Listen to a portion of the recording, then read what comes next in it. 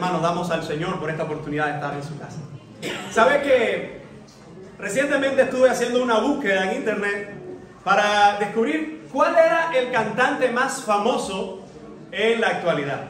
Me llamó mucho la atención porque, a pesar de que no sigo a ninguno de estos cantantes seculares y para nada me motiva en seguirlo, una de las cosas que me llamó mucho la atención es que he escuchado algunos de ellos que son muy famosos. De hecho, en Reino Unido hay una dama llamada Adele que es muy reconocida, incluso muy premiada, muy laureada, por lo que pensé que ella iba a ser la cantante más famosa en el mundo, quizás, o más seguida en estos momentos.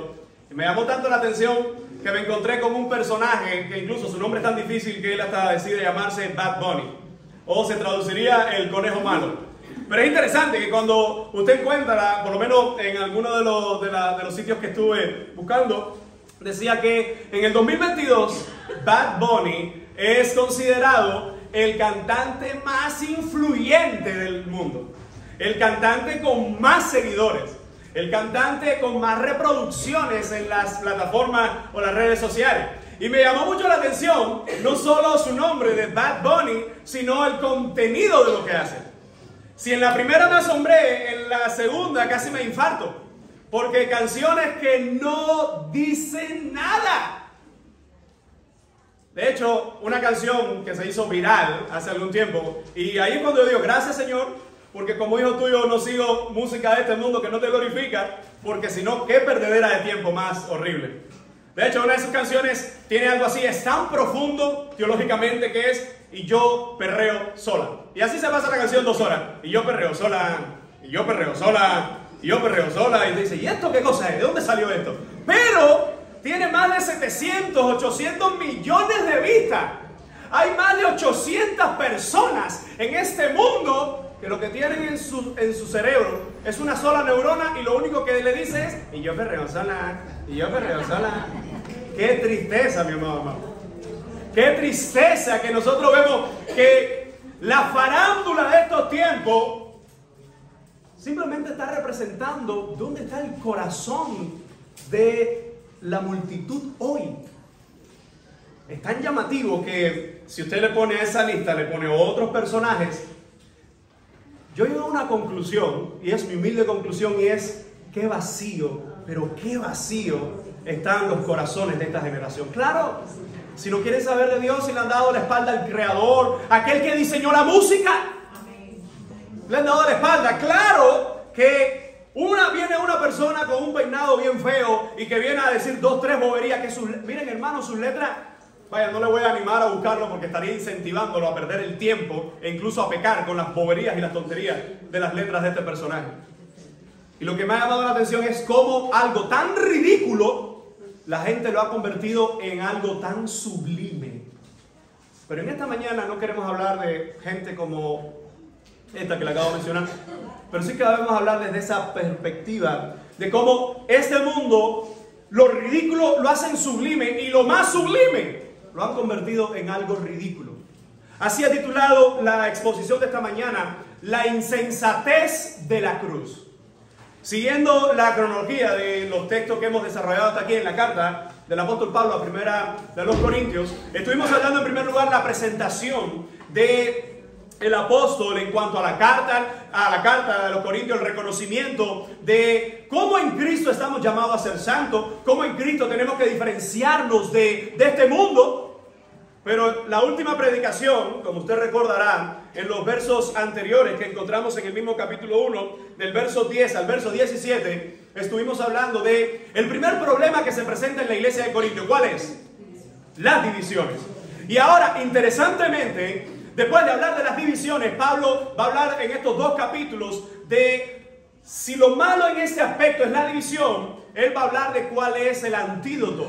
Y es la cruz del Evangelio, es el Evangelio de Jesucristo, es la predicación de la verdad de la salvación que solo está en Cristo. Y fíjense, en esta mañana, titulándola así como les mencionaba, la insensatez de la cruz, quiero dividir en 3 partes este texto que vamos a estar encontrando en los versos 18 al 31 que acabamos de leer. En primera parte vamos a hablar de la palabra de la cruz, en qué consiste, qué ocasiona, qué provoca la palabra de la cruz. En segundo lugar, vamos a hablar de la sabiduría de Dios, de los versos 21 al 25. Cómo se muestra la magnificencia de esa sabiduría comparado con la sabiduría de este mundo. Y en tercer y último lugar, vamos a hablar de la gloria de Dios en los versos 26 al 31. Pablo viene por una secuencia donde él desea hablarnos cómo hay cosas que son tan sublimes y este mundo las ha convertido en cosas ridículas.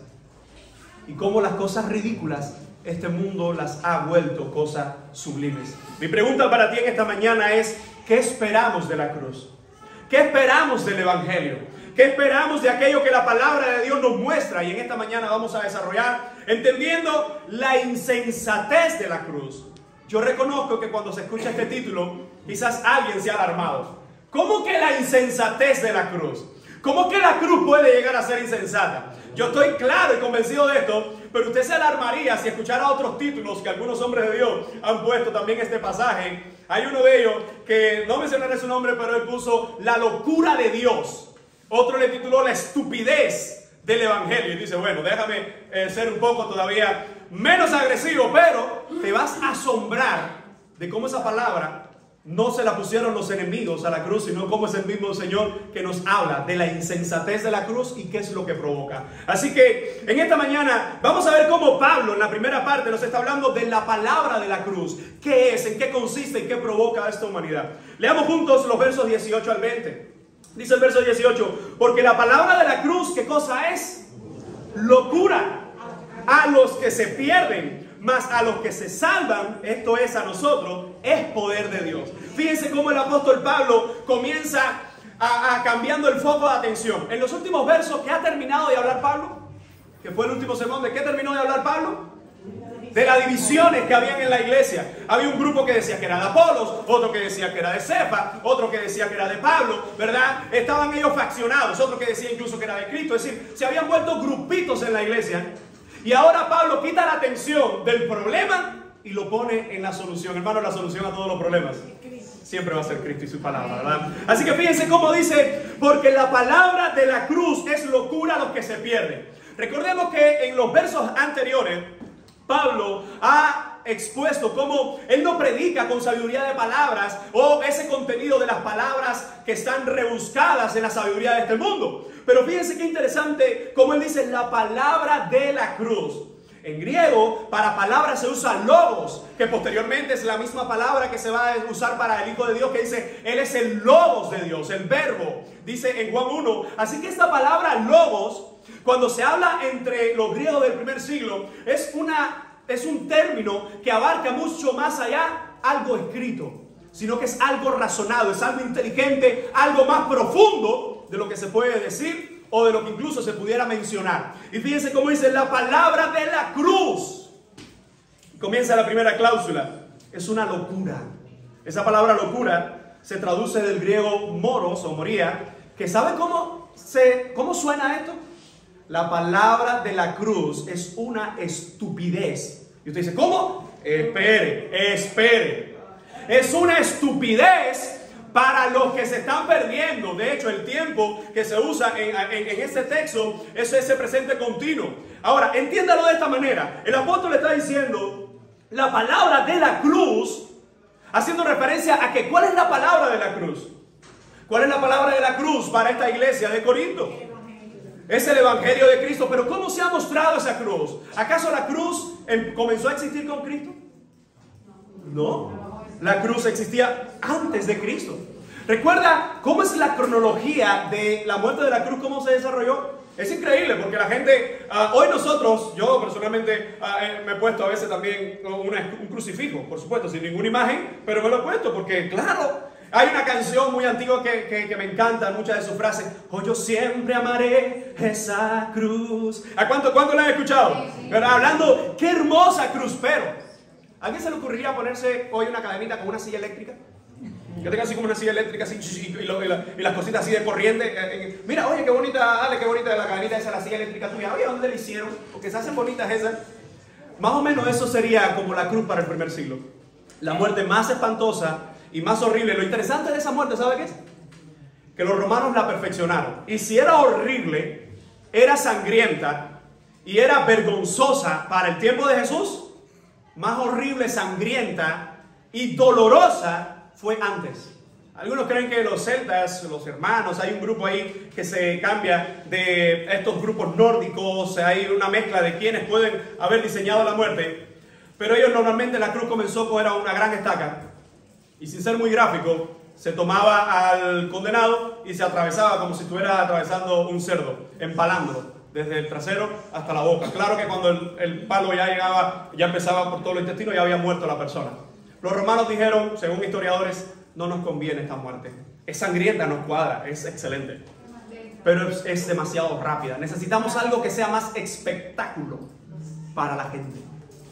Y entonces diseñan la muerte en la cruz, o en el stauros, o la cruz romana en latín, que va a diseñarse de una forma en que la persona pueda estar ahí arriba. ¿Sabe hasta cuánto tiempo? Se registra que algunos podían durar hasta 3 semanas. ¿Verdad? Duro.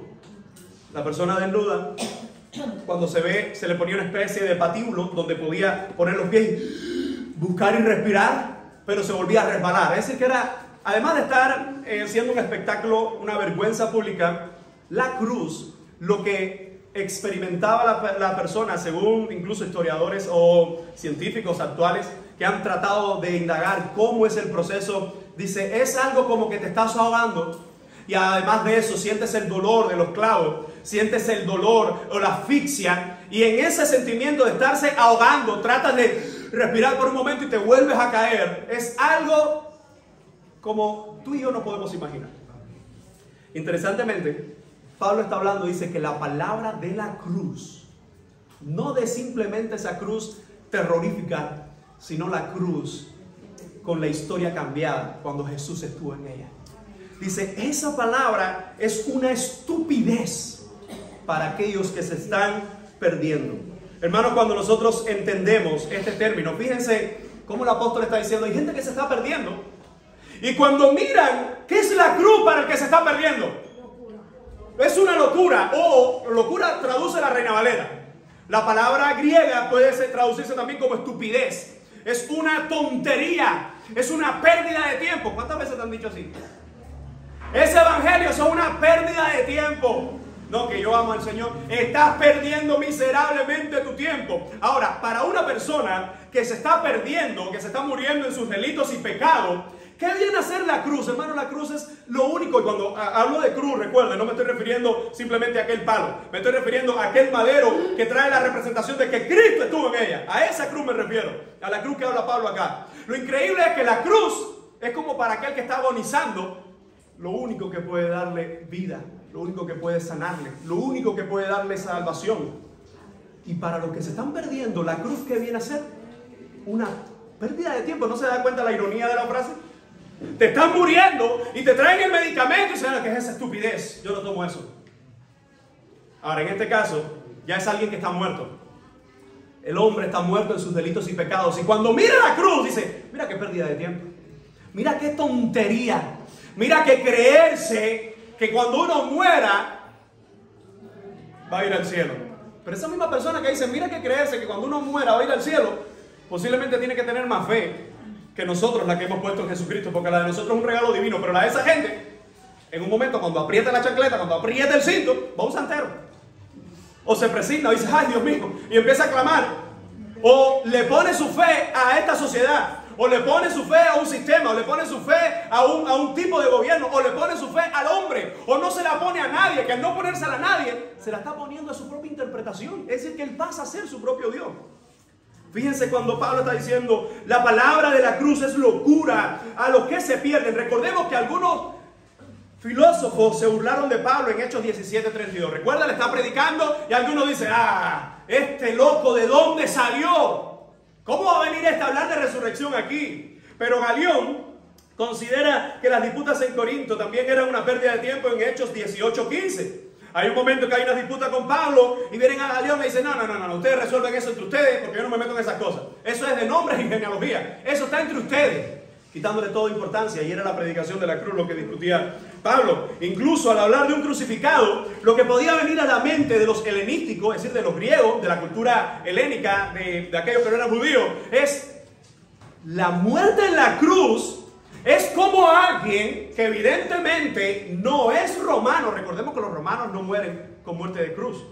La muerte de cruz la han diseñado los romanos para matar a quienes, aquellos que no son romanos, para demostrarle al mundo conocido que Roma gobierna. Y más adelante vamos a ver cómo cambia todo esto con la historia de la cruz. Mientras que Roma manda a sus reos, manda a sus esclavos, manda a aquellos que se rebelan contra Roma a una muerte de la cruz, mientras que muchos se burlan de Pablo en su predicación de la cruz, mientras que muchos dicen, pero ¿cómo es posible que tú me digas que hay un mensaje de victoria, un mensaje de salvación en la muerte más horrible que existe en este momento? Se da cuenta que ellos no están del todo lejos en el argumento, lo que ellos no lo entienden, por la sencilla razón que las cosas espirituales solo son posibles conocerlas o entenderlas por medio del Señor y su gracia. Ahora fíjense cómo sigue diciendo el texto, pero a los que se salvan, me encanta cómo Pablo dice, esto es a nosotros. Pablo se pone junto con ellos. Dice, es poder de Dios. El término poder, la palabra habla de esa capacidad. Mire, hermano, y si usted puede ver, cuando nosotros vemos estos eventos de la fuerza, no sé si alguien ha visto alguno de estos eventos, no solo estoy hablando de levantamiento de pesas, estoy hablando de estos eventos extremos, donde están los hombres más fuertes del mundo, y usted ve que empiezan a levantar unas especies así de barriles de hierro, y a tirarlo, y hay momentos que algunos se cansan, pero se mide la capacidad o la fuerza de esa persona mientras más barriles. Son muchas competencias. A veces lo otro es con una gran rueda así, empiezan a rodarla a ver quién llega primero. Hay algunos que ni llegan. Y otros siguen y siguen y siguen. Y uno dice, mira qué nivel de fuerza tiene esa persona, porque va midiendo la fuerza o el poder de acuerdo a lo que está observando. Por ejemplo, cuando usted ve a uno de esos levantando uno de esos barriles, tú dices, yo ni muerto pudiera levantar eso ni hasta la mitad. Y uno empieza a decir, ¿qué fuerza tiene esa persona? Pero la fuerza tú la estás sacando por lo que estás viendo. Ahora fíjense, el poder de Dios nos ha mostrado solo una parte de la historia. Cómo Él ha enviado a Jesucristo para darnos vida eterna, cómo Él hace milagros, cómo Él hizo milagros, cómo Él tiene el poder para sanar, el poder para cambiar a los tiempos, el poder soberano para ejecutar sus obras de acuerdo a su designio. Él tiene todo el poder. Y aún así, mi hermano, nosotros solo vemos del poder de Dios lo que Él nos ha permitido ver, pero es mucho más allá. ¿Por qué? Uno de esos atributos, que Él es infinito en su poder, es decir, no tiene un límite. Ahora fíjense entonces cómo el texto nos está diciendo, Pablo, mientras para uno que se están perdiendo, esto es una estupidez, para aquellos que estamos siendo salvos. De hecho, también se usa en el idioma original el tiempo continuo, para aquellos que estamos siendo salvados, para aquellos que estamos siendo rescatados por Cristo. Lo que para unos es una insensatez, lo que para unos es una pérdida de tiempo, para otros es la manifestación misma de Dios con nosotros. Hermanos, recordemos cómo Romanos 1:16 nos dice, porque no me avergüenzo del Evangelio, porque es poder de Dios para salvación a todo aquel que cree, al judío primeramente y también al griego. Así que Pablo en esta primera parte nos está diciendo que es la palabra de la cruz. La palabra de la cruz es donde aquellos que chocan contra ella se mueren en sus delitos y pecados, pero aquellos que son transformados por ella tienen vida y vida eterna. Hermanos, ese es el mensaje que tenemos hoy. No hay tres grupos de personas en el mundo. Están aquellos que ven la cruz como una insensatez y aquellos que vemos la cruz como el poder de Dios que nos ha salvado y nos ha rescatado. Incluso, porque alguien diría, sí, pastor, hay un tercer grupo, aquellos que ignoran incluso el mensaje de la cruz. Bueno, el simple hecho de ignorarlo es una demostración de que están rechazando cómo los cielos cuentan la gloria de Dios. Como Romanos 1:18 nos dice que nadie en este mundo tiene excusa delante del Creador.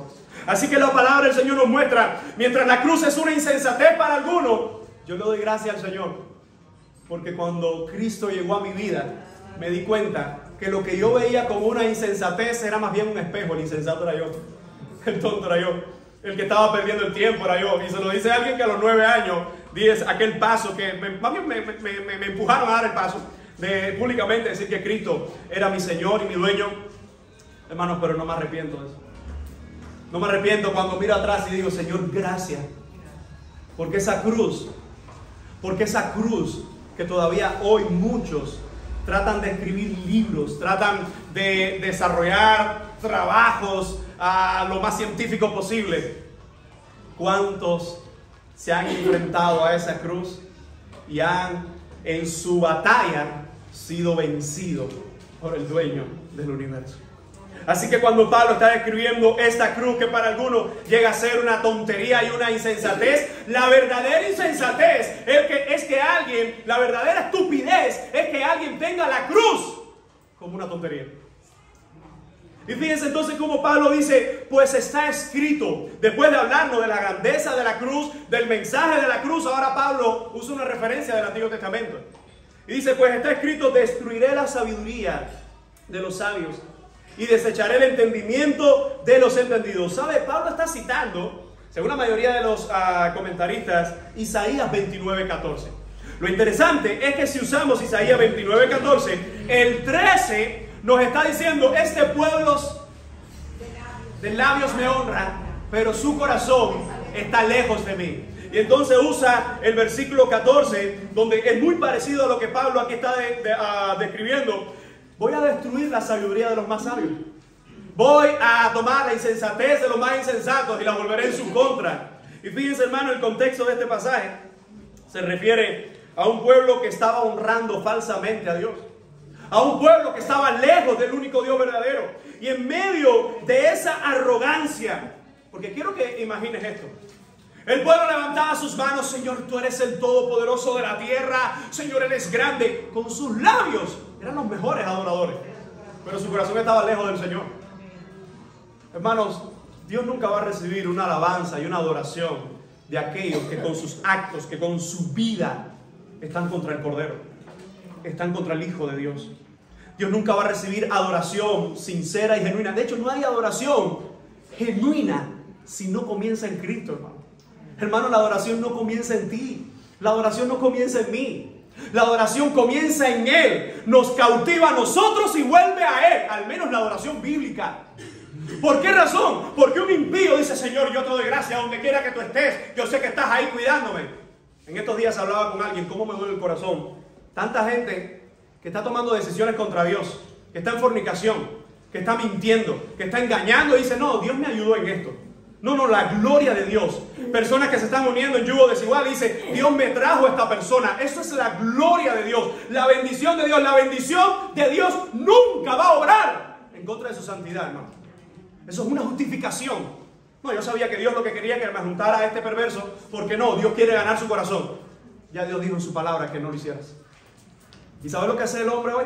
Que el hombre entonces quiere tapar su pecado con frases que ilustran la voluntad de Dios. Eso se llama doble moral. Eso se llama hipocresía.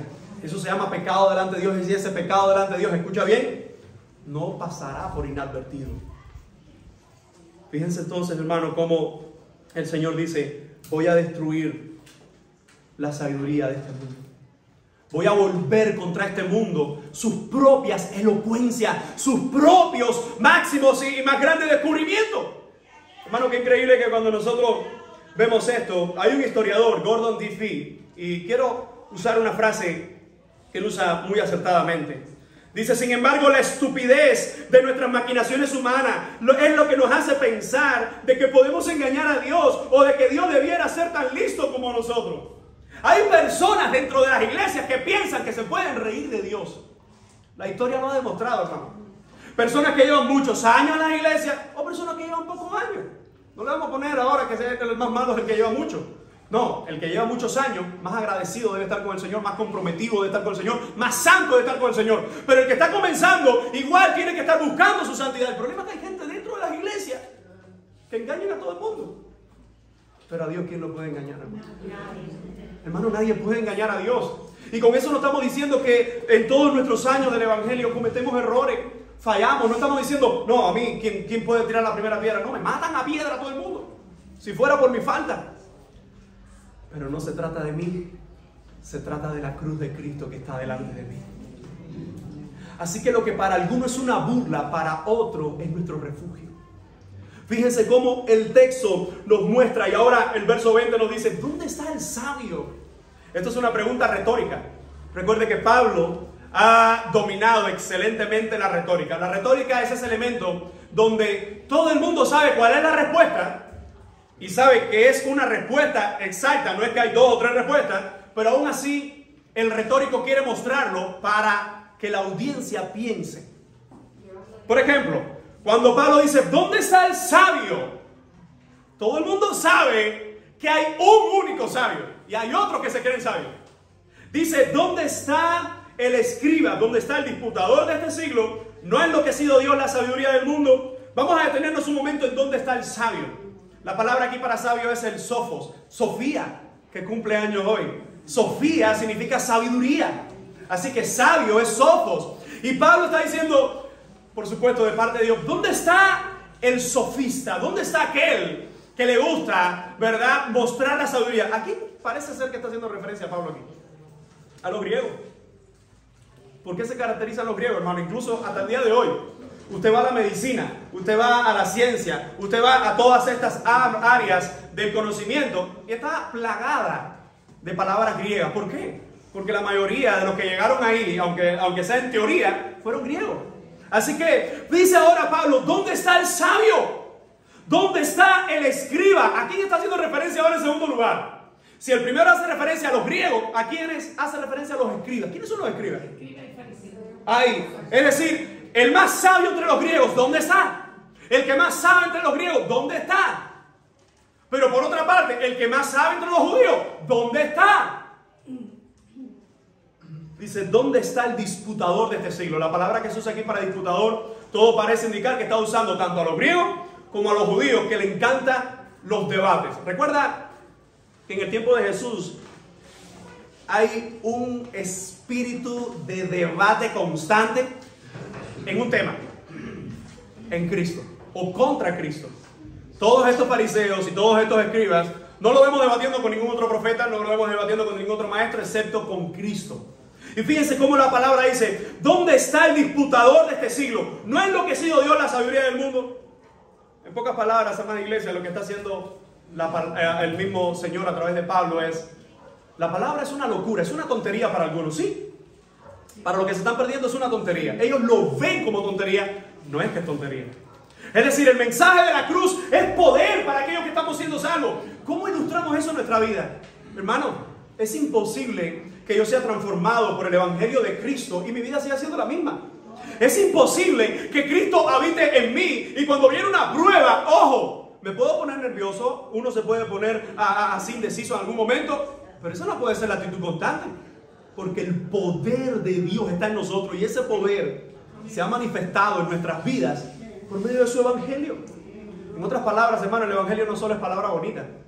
El Evangelio no solo son argumentos, no solo son líneas de pensamiento. Estamos con el Señor está contigo, Dios no te va a dejar. No, también el poder de Dios, aquel que envió a Jesucristo, aquel que le llevó a esa cruz, ¿verdad? Y le entregó por nuestros delitos y pecados, aquel que resucitó, aquel que viene otra vez. Debemos entender que es poderoso, hermano. ¿Quién se puede levantar contra los hijos de Dios? Amén. Hermano, a veces no entendemos los atributos de nuestro Dios. Por eso cuando se está hablando aquí de la palabra de la cruz, hablando de poder, Pablo dice, busquen el más sabio, busquen el que más sabe, busquen el mejor en los debates. Me encanta porque hay una imagen muy semejante a esta en el Antiguo Testamento con Job. Es un momento como de Job, claro, él no conoce todo lo que está ocurriendo en el cielo, él decide permanecer en su integridad y él dice, bueno, y es un debate teológico de Job, que no sabe lo que está pasando, pero sabe que Dios está con él. De los amigos es un debate teológico malo, porque al no saber lo que está pasando le están diciendo a Job, tú te buscaste eso.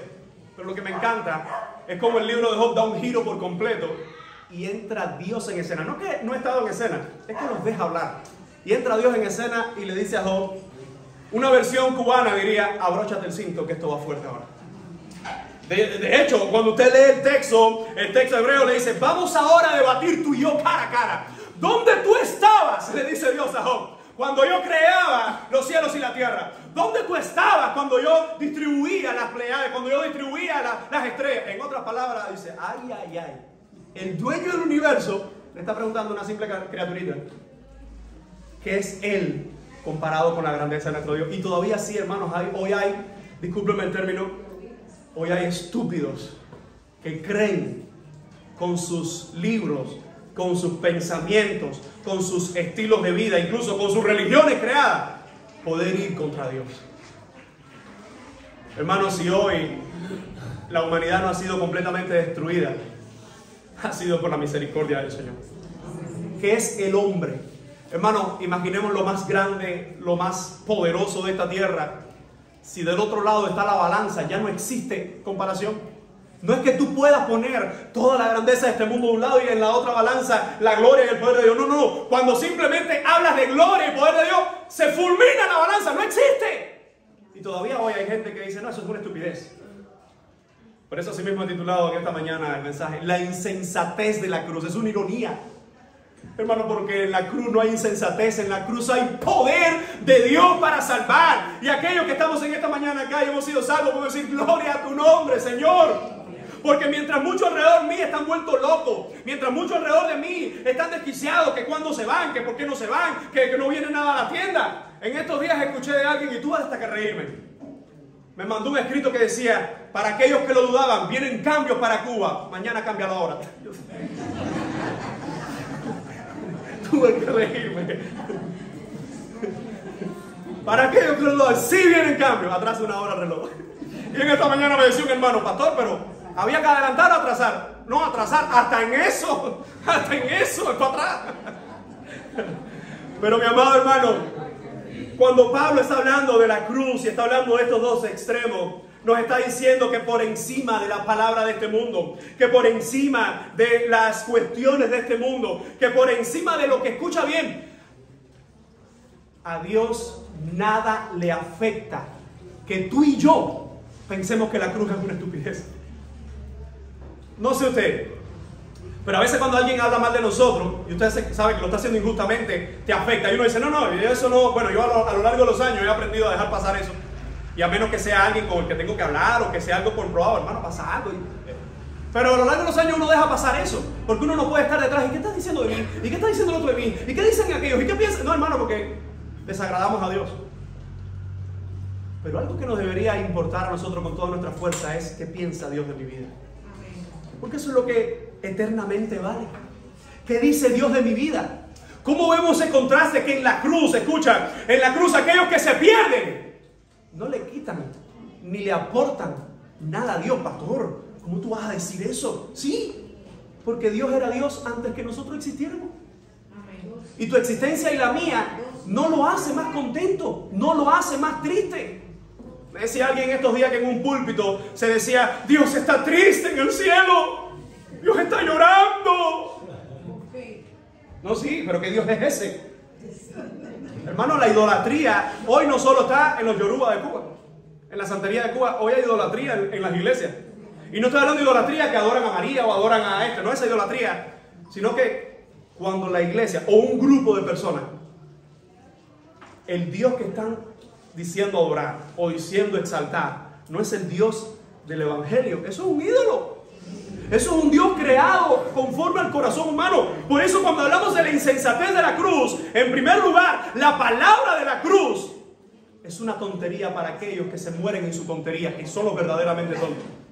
Y es poder de Dios para aquellos que reconocemos que Él es el que nos sostiene y el que nos guarda en su brazo. ¿Alguien dice amén? Así que en segundo lugar, hablemos ahora de la sabiduría de Dios. Miren cómo dice el verso 21. Pero ya que en la sabiduría de Dios, el mundo no conoció a Dios mediante la sabiduría, agradó a Dios salvar a los creyentes por la locura de la predicación. Qué hermosa forma de decirnos que este mundo anda loco. Miren cómo dice la sabiduría de Dios. El apóstol aquí está profundizando que la sabiduría de Dios, revelada ¿dónde? En la cruz, que es el tema que viene desarrollando. Esa sabiduría revelada en la cruz impide que Él sea conocido por medio de la sabiduría humana. En otras palabras, no hay medios humanos, no hay filosofías humanas, no hay estilos de vida humanos, no hay creencias humanas, no hay religiones en este mundo que nos puedan llevar al Padre. Es Cristo, hermano. Se trata de Cristo. Y en este contexto, Cristo y este crucificado. Así que entonces miren cómo el texto dice: pues ya que en la sabiduría de Dios el mundo no conoció a Dios mediante la sabiduría. Le está hablando un contexto que recordemos que hay muchos que se creen en Corinto, que son tan sabios que ellos pueden tener su grupo, ellos se identifican. No, nosotros somos de Pablo. Otro, me llamaría mucho la atención, ¿cómo pensaría el grupo de Apolo? Porque Apolo era el mejor expositor. Y quizás algunos decían, no, mi grupo es el de Apolo, nosotros somos los que estamos exponiendo mejor las verdades y los pensamientos. Lo increíble del caso es que la palabra dice que en la sabiduría de Dios, en el conocimiento de Dios, no es por medio de la sabiduría de los hombres que llegamos a Dios. Hermano, no es por tu fuerza, ni es por tus medios. Hermano, si tú hoy y yo hoy estamos en Cristo, es porque Él se acercó a nosotros. Hermano, cuando el hombre en sus méritos o en su fuerza o en su intelecto intenta acercarse a Dios y no es en respuesta al evangelio de Dios, ¿qué es lo que hace? Crea religiones. ¿Qué son las religiones hoy? Diferentes vías que el hombre ha creado que evidentemente van contra el evangelio para llegar a Dios. Que algunos dicen, no, es que no es realmente a Dios, es a ese gran poder divino. Por eso que muchos hoy dicen de comulgar. Hablan de comulgar santeros, evangélicos, católicos, budistas, musulmanes. Aunque en la antigüedad había esa famosa frase de todos los caminos conducen a Roma. ¿Sabe que eso era una frase literal, verdad? En la forma de construcción de los romanos, todos los caminos, como eran conquistados por ellos, tenían que tener un conducto que llevara a Roma. Pero en el evangelio, el único camino que conduce a la vida eterna es Jesucristo. No hay atado. No hay atado, iglesia. Por eso dice, en la sabiduría de Dios, el mundo no conoció a Dios mediante la sabiduría. Dice, agradó a Dios. El beneplácito de Dios es lo que a Dios le agradó, no a ti ni a mí. Esto no es un evangelio de acuerdo a lo que me gusta o a lo que no me gusta. Por eso, cuando estamos en una iglesia, más que buscar una iglesia que me guste, es buscar una iglesia que sea la iglesia de Cristo, que proclame la verdad de Cristo, me guste o no me guste. Porque cuando la iglesia proclama la verdad de Cristo, mucho de lo que se escucha en la enseñanza no nos gusta, porque no le gusta nuestra carne. Nos edifica, pero no nos gusta. Entonces, fíjense cómo dice el texto, agradó a Dios salvar a los creyentes. ¿Por medio de qué? Y ahora no son los impíos los que dicen que la locura es una tontería o una estupidez. El mismo Dios, a través de Pablo, dice, agradó a Dios salvar a los creyentes por la tontería, según lo que dicen uno, de la predicación. ¿Cuál era esa predicación? ¿Cuál era esa exposición? Los hombres en su sabiduría solo crean un Dios propio, jamás llegan a conocer el Dios de la revelación. Hermano, pon el hombre más sabio de esta tierra. Algunos creen que uno de ellos, de los hombres más inteligentes, Anthony Hopkins, un cerebro brillante del Reino Unido. Pero este hombre pasó casi toda su vida tratando de demostrar la inexistencia de Dios. ¿Cómo demostrar la inexistencia de aquel que existe por encima de todas las cosas? Y algunos dicen, mira, un cerebro tan brillante que reconoció o que demostró. Hermana, nadie puede demostrar ni demostrarlo. En una ocasión alguien le dijo a un creyente, demuéstrame que Dios existe. Él le respondió con la misma pregunta, demuéstrame tú que no existe, porque tengo tantas razones en mi vida. En la historia hay tantas razones donde se demuestra. Yo te pongo un ejemplo, mira. Según la Escritura, y nosotros lo creemos y lo vemos así, Dios creó a Adán y Eva y creó los cielos y la tierra. Es decir, que a Adán y Eva Dios no le dice, mira, yo existo, no se olviden de eso. No, ellos tenían relación con Dios. Producto del pecado, comienzan las generaciones a alejarse de Dios, un trato de Dios por medio de su remanente, por medio de sus promesas. Y hoy hay gente que dice, Dios no existe. Pero si le damos atrás el reloj y llegamos a Adán y Eva, para ellos no existía la duda de si existía o no existía Dios. No sé si me entiendo, me explico con el trabalengua. Para ellos decir, Dios existe era algo innecesario. Dios es.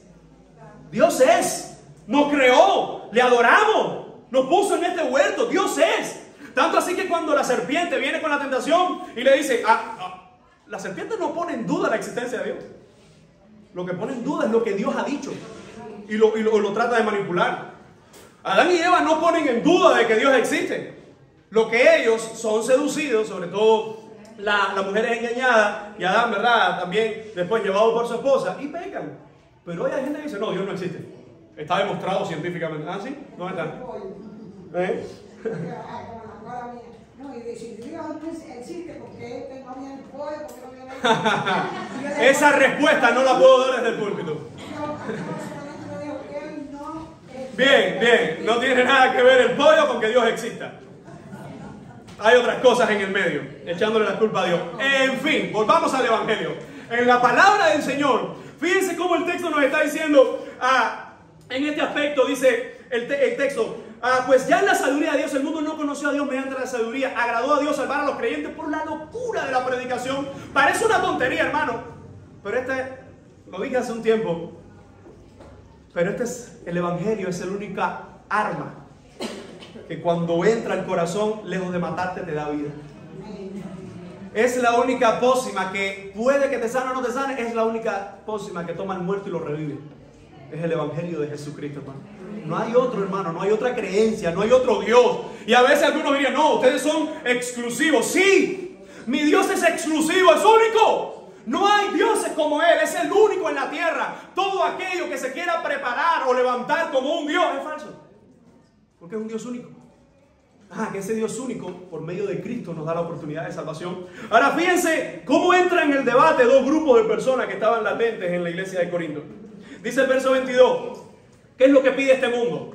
Dice, porque los judíos piden señales. Y van a ver cómo se parece esto en la actualidad. Y los griegos buscan sabiduría. Los judíos piden señales. ¿Recuerdan cómo en el ministerio de Jesús, en diferentes ocasiones, ellos vienen pidiendo señales, tanto así que en un momento pidiéndole señales al Señor? ¿Cuál es la señal? ¿Cuál es la respuesta de Jesús? Ustedes piden señales, pero ya esa señal les fue dada. Y es la señal del profeta Jonás. Como estuvo 3 días y 3 noches en el vientre del gran pez, ¿verdad? ¿De quién está hablando Jesús? Está hablando de Él. En otras palabras, la máxima señal del Evangelio es Cristo. Y ellos tenían la señal, ellos tenían el cumplimiento, es decir, ellos tenían todas las sombras que era la ley, y la esencia de la ley, que es Jesucristo, el cumplimiento está delante de ellos, y le están diciendo, muéstranos una señal. ¿Qué señal si yo soy la señal? Pero ¿qué es lo que estaban haciendo los judíos? Que sus señales no eran para acercarse al Dios verdadero. Sus señales eran para buscar justificaciones en contra del Hijo del Dios verdadero. Pues si tienen, miren, ¿cuántas señales no hizo Jesús? Sana a un hombre la mano seca, es una señal. ¿Qué hacen los fariseos? No, es día de reposo. Qué hipócritas son ustedes, porque si ustedes tienen un asna, o tienen una vaca, o tienen una oveja y se le cae un hueco, en día de reposo ustedes la sacan. ¿Vale más esa vaca o ese hombre enfermo? Esa pregunta es para los judíos, no para nosotros. Así que en ese texto, cuando dice, ¿vale más ese animal o vale más? o algunos entendieron, ¿no? O vale más este punto del enfermo. Mi amado hermano, evidentemente vale más una persona. ¿Y qué estaba haciendo Jesús? Le estaba dando señales. Así que cuando dice que los judíos piden señales, esas señales, hay un hombre que su nombre significa señal. Y es, que ahora lo vamos a recordar en estos días de Navidad. ¿Quién es? ¿Quién? Un hombre que su nombre significa señal. Y él tiene delante la señal y la carga en sus brazos. Ya te di bastante. Simeón. Simeón en el griego significa señal. Y el Espíritu Santo le había dicho a Simeón que no iba a ver la muerte hasta que viera la salvación de Dios. Y él tuvo en sus manos. Qué hermoso ejemplo qué hermosa idea cuando uno carga a un niño en sus brazos, ¿verdad? Y uno lo carga y todas estas cosas. Bueno, cuando van creciendo un poco más difícil por la espalda, pero qué hermoso, ¿verdad? Esa idea. Ahora imagínense que Simeón, el Señor le ha dicho, no vas a morir y vas a ver la salvación en tus manos. Y él tuvo el privilegio ese día en el templo de cargar a Jesús en sus manos. A Jesús sin todavía ir a una cruz. A Jesús sin todavía ser ya un hombre, ¿verdad? Desarrollado. Lo tiene en sus manos y dice, Señor, despide a tu siervo en paz porque han visto mis ojos la salvación de Israel. La señal, hermano, es el Hijo. La señal que necesita este mundo es el Hijo. Pero ¿cuánta gente nosotros no nos hemos encontrado que dicen, si no veo, no creo? Bueno, el Hijo ascendió al Padre. El Padre y el Hijo enviaron a su Espíritu Santo. ¿A quiénes? A la iglesia. ¿Quién es la señal hoy? Hermano, la iglesia hoy tenemos la señal que es Cristo. Por eso es que es tan importante que nosotros como hijos de Dios, donde quiera que estemos, mostremos esa señal. Hermano, en tu centro de trabajo, tú tienes que ser el mejor trabajador en ese lugar. Porque la gente tiene que ver a Cristo en tu centro de trabajo. La gente tiene que ver a Cristo en lo que tú haces. Tú y yo somos hoy testimonio. Somos piedras que anuncian al testimonio mayor que es Jesucristo. Por eso que cuando la gente nos mira, mucha gente no lee la Biblia, pero nos están leyendo a nosotros. Mostremos a Cristo, hermano. Recordemos que nosotros no vivimos para lo que la gente va a decir de nosotros, pero la gente necesita ver en nosotros a Jesucristo. Me encanta en una ocasión como Lucas detalla esto, que vinieron a Felipe y a Andrés y a unos griegos y le dijeron: déjenos ver a Jesús. Queremos ver a Jesús. Un grande predicador de hace unos cientos de años atrás, Simon Trost, él puso en el púlpito, lo tenía escrito así en griego, de la parte que nadie lo veía: queremos ver a Jesús. Y dice que cada vez que se ponía en el púlpito para predicar, él leía esa frase y decía: esta gente necesita ver a Jesús. Hermano, la gente no nos quiere ver a nosotros. La gente no nos necesita a nosotros. Lo que necesita este mundo es lo que tú y yo un día necesitamos y hoy estamos saciados de él, y es de Cristo. Eso es lo que necesita ver nuestra familia. No ores más porque tus hijos triunfen en esta vida. Ora porque tus hijos vengan rendidos a Jesucristo. Ese es el mayor triunfo. ¿De qué nos sirve hijos excelentes en lo académico, en lo profesional, y una eternidad en el infierno? Hermanos, oremos porque nuestros matrimonios cada vez sean más santos delante del Señor. Oremos porque la gente pueda ver el Evangelio. Pero es imposible que la gente vea el Evangelio en nosotros si primero nosotros mismos no hemos visto su Evangelio y no estamos viviendo su Evangelio. Por eso dice: los judíos piden señales. En resumen, los judíos estaban rechazando el mensaje divino y justificaban, querían más señales, pero ya la señal la tenían delante de ellos. Ahora Pablo menciona otro grupo y dice: los griegos buscan sabiduría. La palabra que se usa aquí para griego es muy amplia, pero evidentemente esto está haciendo referencia a la cultura helénica, a los filósofos de ese tiempo. ¿Qué es lo que buscaban los filósofos de ese tiempo? Conocimiento. ¿Cuál era la mentalidad de los griegos en cuanto al ser? ¿Cuál era la mentalidad de los griegos en cuanto al pensamiento?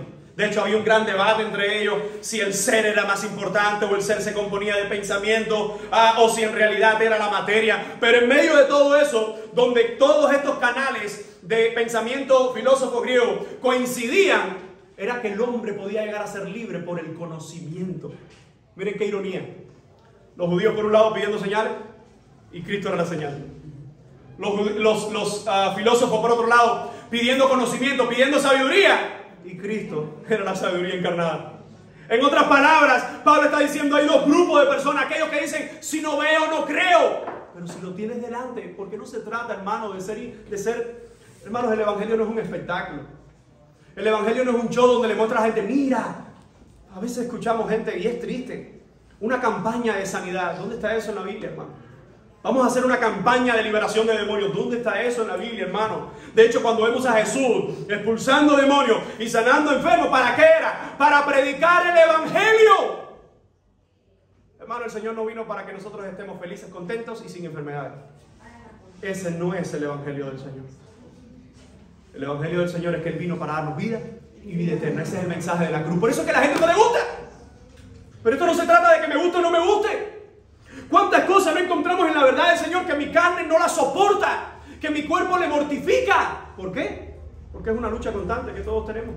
Así que fíjense cómo cuando Pablo está diciendo: y los griegos buscan sabiduría, tanto judíos como griegos le daban la espalda al Señor. Por eso Pablo ahora le pone el cuño a esto. Mientras unos piden señales, ya la tienen que escrito. Mientras otros buscan lo excelente del conocimiento, ya lo tienen que escrito.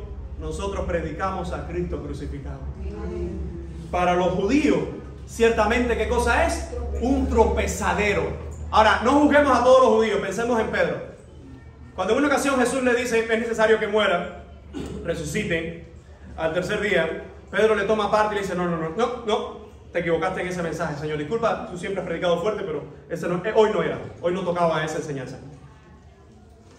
Yo me hubiese encantado haber visto los ojos de Jesús mirar a Pedro y con esa imagen de amor, de esa imagen del Hijo de Dios, mirarlo a los ojos y decirle, déjame ver a quién miro para que no se sienta mal, a Salas, aléjate de mí, Satanás.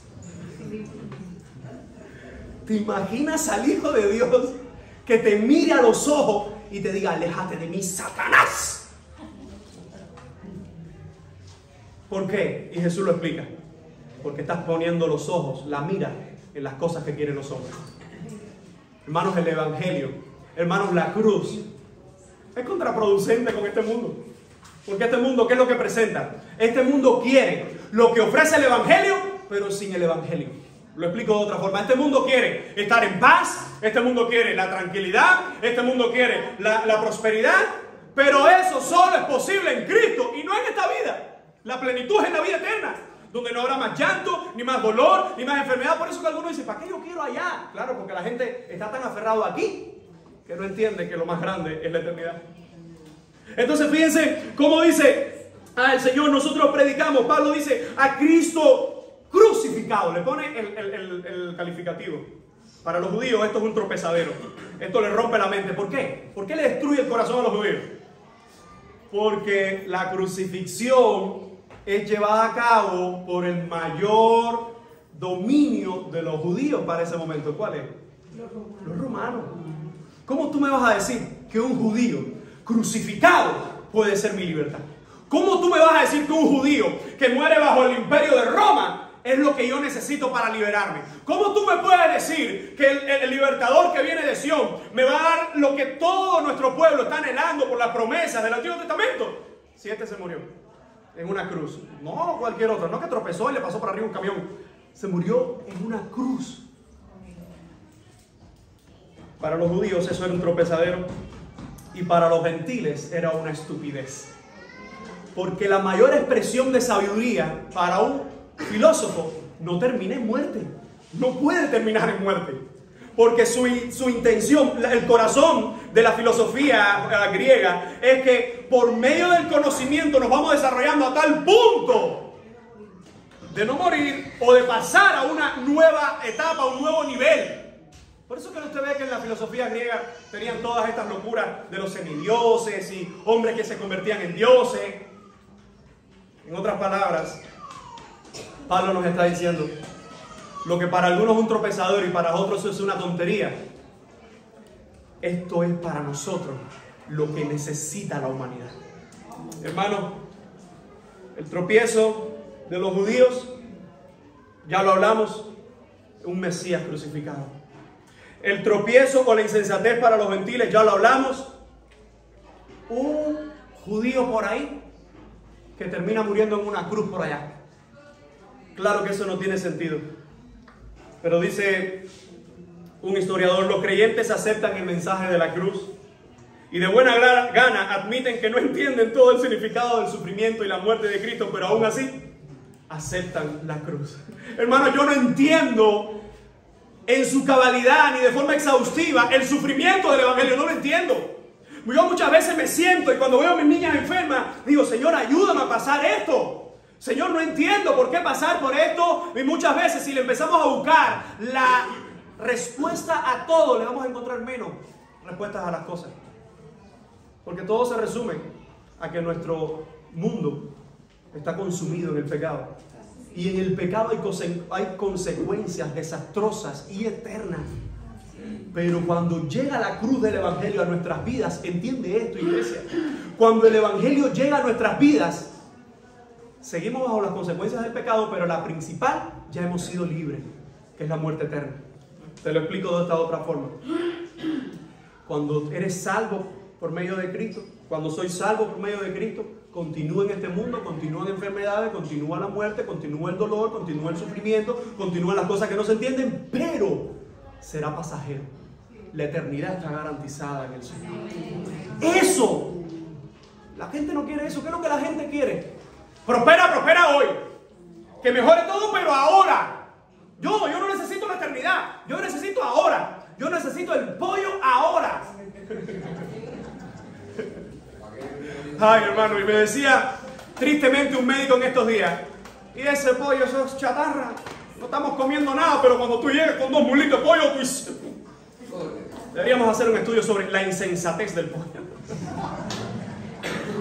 Porque se ha vuelto algo tan sublime que algo era... Hermano, lo triste es que cuando pasamos esa imagen a la cruz, hay gente que ve la cruz como algo irónico, como algo tonto, mientras que Pablo dice, mientras que muchos tropiezan y otros ven esto como una tontería, mas los llamados, verso 24, mas los llamados, así judíos como habría decir, no eran todos los judíos los que creían que la cruz era un tropezadero, no eran todos los filósofos, los gentiles que creían que era una locura, una tontería la cruz del evangelio. Dice, mas para los llamados, tanto judíos como griegos, Cristo. Y entra aquí una vez más en la escena el dueño del evangelio, la esencia del evangelio. Dice, Cristo, ¿qué cosa es? Número 1, poder de Dios. Mientras el mundo no ve solución, Cristo es el poder de Dios y el único. No hay otro. Pero no solo poder, sino que cosa, sabiduría. Recuerda que piden los judíos señales. Cristo es esa señal. ¿Qué piden los filósofos? Conocimiento. Cristo es ese conocimiento. Verso 25. Porque lo insensato, lo tonto, la tontería. Ahora, ojo con eso. Porque cuando dice lo insensato de Dios, ¿puede Dios tener algo insensato? Cuando Él en todos sus atributos es perfecto. ¿Qué está haciendo Pablo aquí? Simplemente está tomando una palabra de lo que en el ambiente la gente lo había convertido. ¿Qué sería lo insensato de Dios en este contexto? Aquellos están llamando insensatos en el versículo inicial, al 18, a la cruz. Entonces, en otras palabras, porque hay gente que se pone. No, mira, hay cosas en Dios insensatas, hay cosas, mira, dice que lo más débil de Dios es más fuerte que los hombres. Insensato y débil son 2 calificativos que Pablo lo viene desarrollando en toda su secuencia. Él dice, ustedes cuando ven la cruz dicen que eso es una tontería. Pero dice, lo insensato de Dios, esa tontería, eso que tú piensas que no tiene valor. Yo te pongo otro ejemplo. Si usted va a escoger la cuna, bueno, ahora a Zoe, que estamos esperando a Zoe. Zoe, que significa vida. Usted sabe que nos encanta todo eso de los nombres. Estamos esperando a Zoe y Nelsito.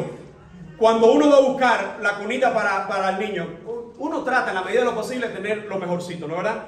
Y si es hembra, usted sabe, el rosadito, la maruguita. Y mientras la mamá está viendo la maruguita, tú estás diciendo 5,000 pesos, la maruguita 3,000 pesos. Por eso es que nosotros se nos agua los ojos cuando dicen, ay, qué cunita más linda. Y tú, 10,000, 15,000 pesos salió la cuna, muchacha. Y lo más lindo que a veces la muchacha no quiere la cuna. Por eso la muchacha, tú no sabes lo que está notando. Y si nosotros los padres tratamos de coger lo mejor para nuestros hijos, hermano, ¿qué es un pesebre? Hermano, ¿qué es un pesebre? Un comedero de animales. Un comedero de animales. A nadie se le ocurriría. Usted se imagina que necesito venir el domingo, lo botamos. No, puse a la niña ahí corrando los puercos. Nadie, ni él, ni yo, ni ninguno de nosotros. ¿Por qué?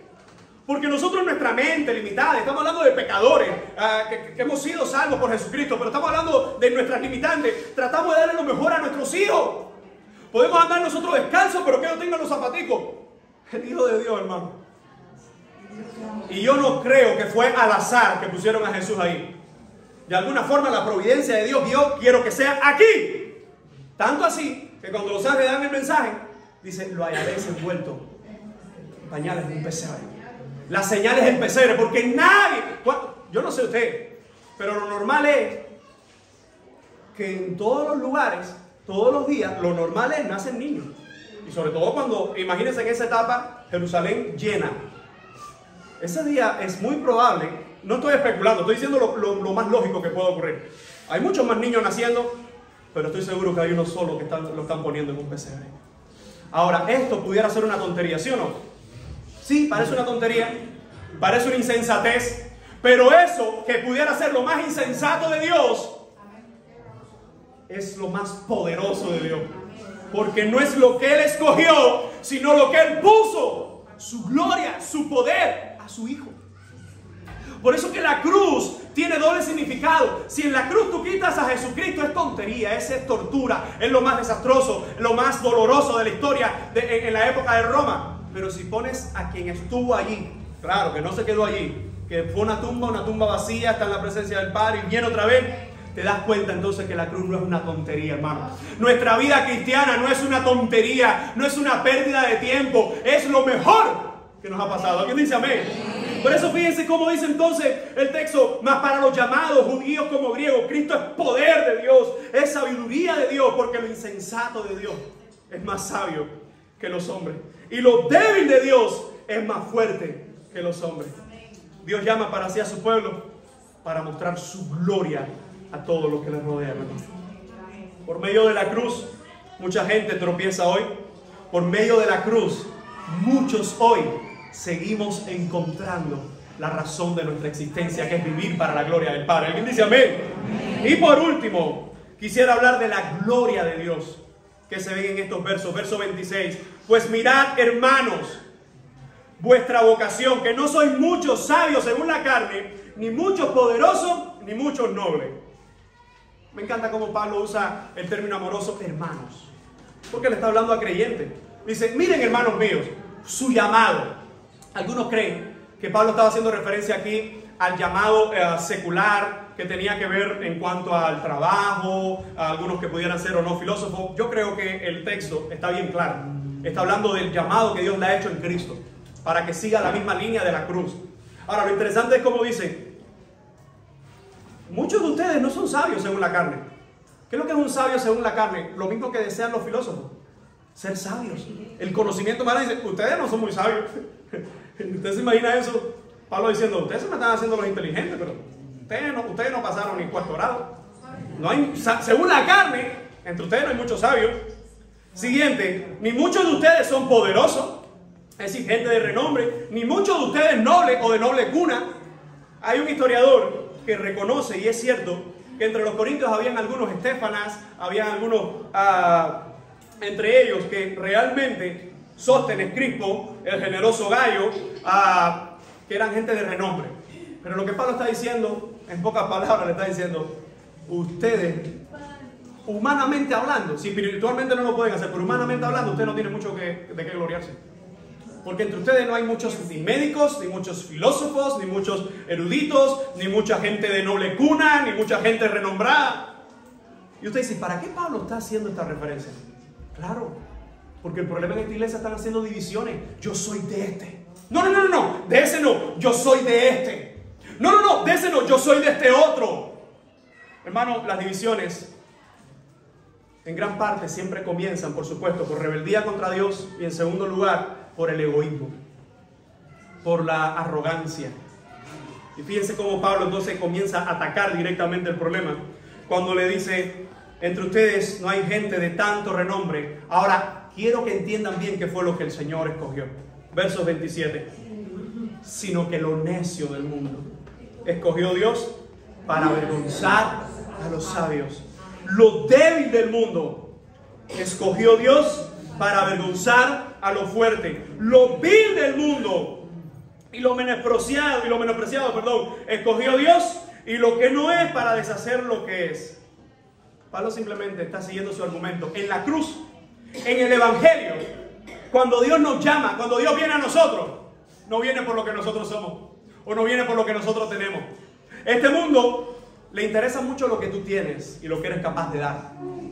Pero a Dios, cuando Dios nos llama, hermano, cuando Dios viene a nosotros, cuando Dios nos escoge en Jesucristo, cuando Dios trae la salvación a nuestras vidas, nadie, escuche, porque alguien puede decir: no, hay alguien que, mira, Dios lo llamó, pero fulano era un médico, fulano era alguien renombrado, fulano. Hermanos, ante Dios, cuando el listón se trata de Dios, todo lo demás es vil y menospreciado. No hay nada, hermano, no hay nada. Por eso que cuando tú y yo vemos nuestra vida, la diferencia del orgullo pecaminoso que el diablo ejecutó en el cielo y que hoy la humanidad tiene, a un hijo del Señor que entiende la bendición que tiene de estar en Cristo, precisamente es eso, la diferencia es Cristo. El hombre hoy se crea: yo tengo ciudadanía española, bueno, aunque ahora es mala, yo tengo ciudadanía no sé qué, yo tengo esto en el banco, yo tengo esto en la casa, yo tengo.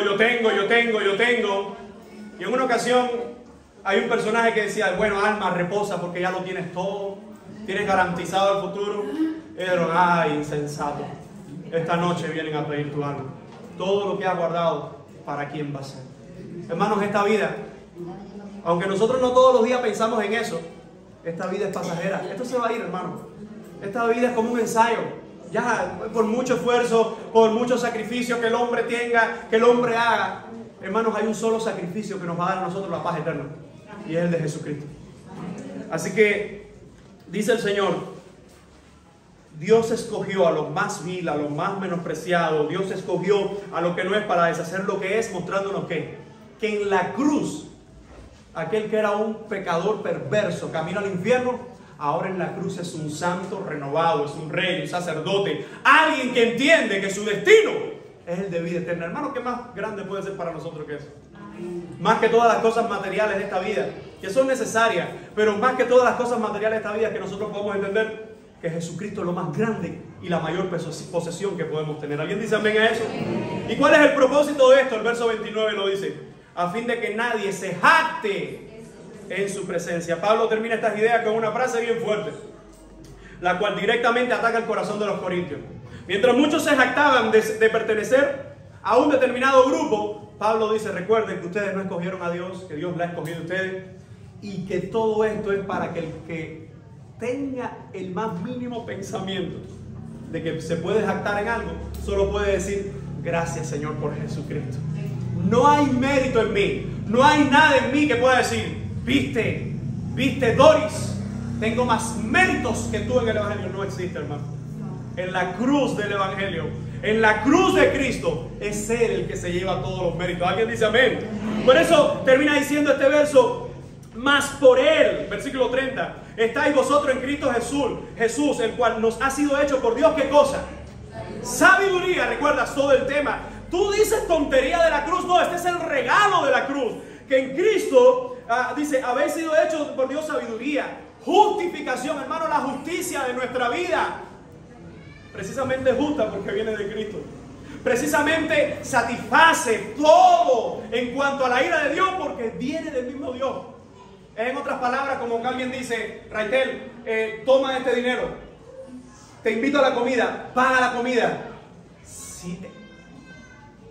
Si fuera por Él no lo podía hacer, pero Dios mismo nos ha llamado a su salvación, hermano, y por medio de Cristo ya Él lo ha puesto todo, ya Él lo ha dado todo. Y fíjense cómo dice que por medio de Él nos ha hecho a nosotros sabiduría, justificación, santificación y redención. Cada una de estas esencias o estos elementos es lo que Cristo hace en nosotros.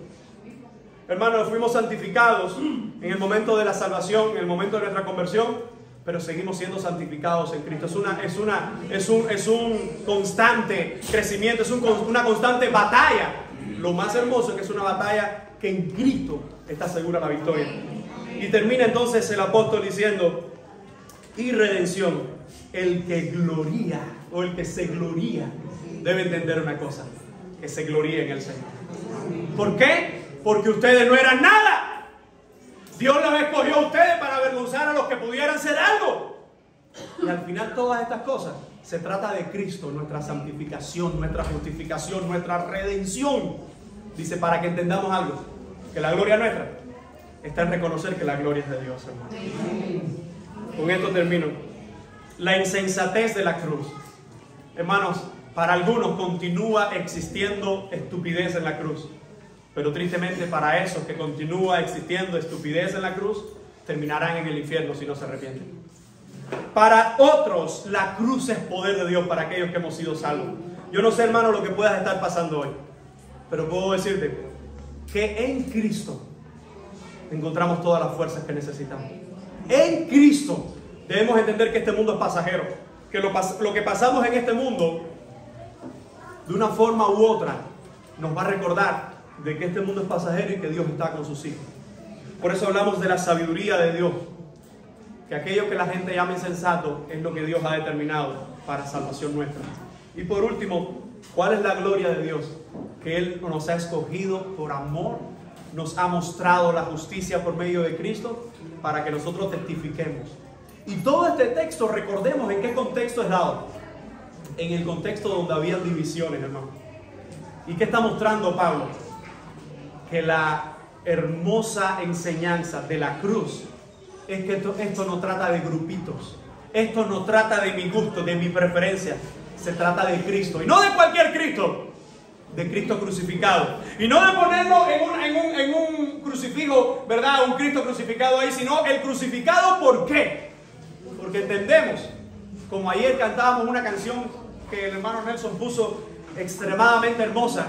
La canción va increciendo, va mostrando de que Él en un pesebre, después en una cruz, después en una tumba, después ascendido al Padre y viene otra vez por su iglesia. Hermanos, en la historia de la redención se trata de Cristo. ¿Qué podemos estar pasando hoy? No será comparado con tener a Cristo.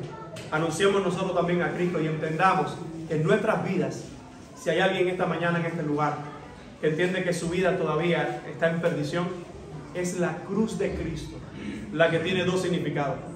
Tontería para los que se pierden, pero poder de Dios para aquellos que se rinden en su gracia y en su salvación. Vamos a orar. Padre, gracias por tu palabra, gracias por tu evangelio, gracias por tu verdad. A ti oramos y a ti clamamos y en ti esperamos, Señor. Perdona nuestras faltas y ayúdanos, Padre, a seguir creciendo en tu santidad por los medios de gracia que tú nos das, por tu palabra, la oración, la comunión unos con otros, Señor, por cada uno de nuestros hermanos para fortalecernos los unos a los otros. Ayúdanos a vivir tu evangelio y a predicar fielmente tu evangelio. En el bendito nombre de Jesús te damos gracias. Y como dice aquel coro antiquísimo, Señor, hoy yo siempre amaré esa cruz. Y amamos esa cruz porque esa cruz, Señor, habla de ti. Te amamos a ti, Señor. Y aquí está tu iglesia, pues te esperamos por segunda vez. En el bendito nombre de Jesús te damos gracias y te decimos amén y amén.